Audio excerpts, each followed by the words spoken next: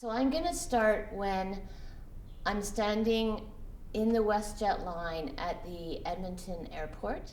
I had a annual internal PAP exam. I get a call from my doctor and she's like, Mary, are you sitting down? Because I was having abdominal cramping and pain.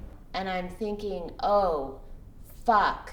There was a high level of concern that the PAP came back with what he thought was endometriosis or cancer. I have breast cancer. He said, essentially, this is gonna suck, but I have to biopsy the lining of your uterus right now. How the hell are you supposed to know what to do? And I was then on a table wherein they jam a cutting instrument through your cervix into your uterus, snip out a portion of the lining of your uterus, and remove it. It's not like anything prepares you for that moment. It was like the worst 30 seconds I can imagine being awake for. You have breast cancer. It happened and I started to cry, and then I asked them to leave the room. I don't know what to say.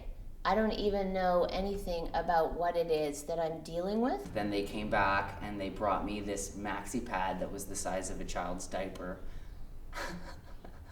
that I looked at and I thought, that's hilarious because I'm wearing baggy boxers and I can't even put that in my pants. I get the biopsy report and I'm stunned. It was deemed not to be cancer or pre-cancer. I have what's known as grade 3 comedocarbcinoma. It was unknown as to why the lining of my uterus was so thick. It's a particular shape of cancer cell, comedocarbcinoma, which is strongly linked with recurrence and with mortality.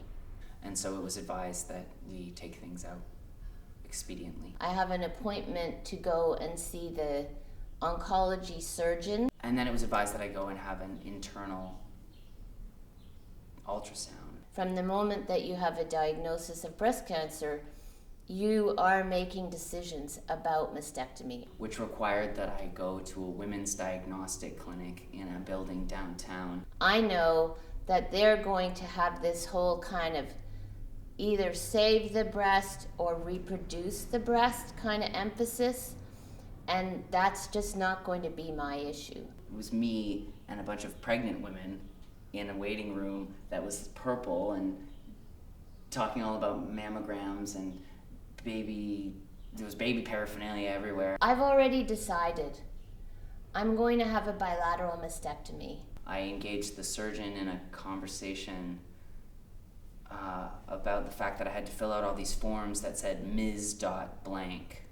And it was in some significant way about improving my odds, but it was also because I was already making a story for myself. I said, it wouldn't be that hard to change the forms. I was already imagining how incredibly cool, how really amazing my profile would be in a men's shirt.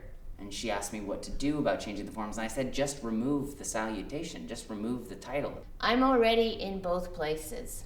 I am already really enjoying the fact that I'm going to be doing something in terms of my body that I'm going to be able to get a lot of pleasure out of. And I have breast cancer. She came over and touched my arm and said, what are you? Are you a transgender?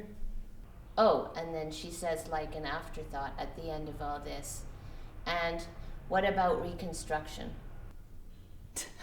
To which I said, yes, I identify as trans.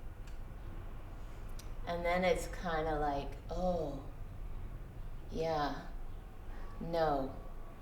But it was so interesting because she was in a women's diagnostic clinic and was incredibly invested in reiterating the narrative to me that women's diagnostics clinics exist for a reason. They come out of a need for women's spaces, and they come out of a need for women's-specific medical attention, and that I am the exception to the rule. Should I have talked with her right away about how, well, I might like to have reconstruction, but if we were going to go to reconstruction, I would want to have a chest. I actually politically understood the reasons why those spaces existed. I don't identify as a man. I don't identify as somebody who is going toward a particular mode of gender, inhabitation, and it's kind of like, how are you going to talk about all that and cancer? And so I had the procedure. And it didn't come up again until I went to see my GP after the surgery, and that's when my GP said to me, oh, and by the way, you know, I've signed you up for reconstruction because you're just crazy right now. And as soon as you get over this whole cancer thing, you're gonna want reconstruction. And woke up in excruciating pain. In spite of the fact that I should have every reason to know how to talk back to that kind of violence, I didn't. And I got wheeled onto the maternity floor of the hospital and into a room on the maternity floor to recover. I was filled with shame, and it was unbelievably difficult.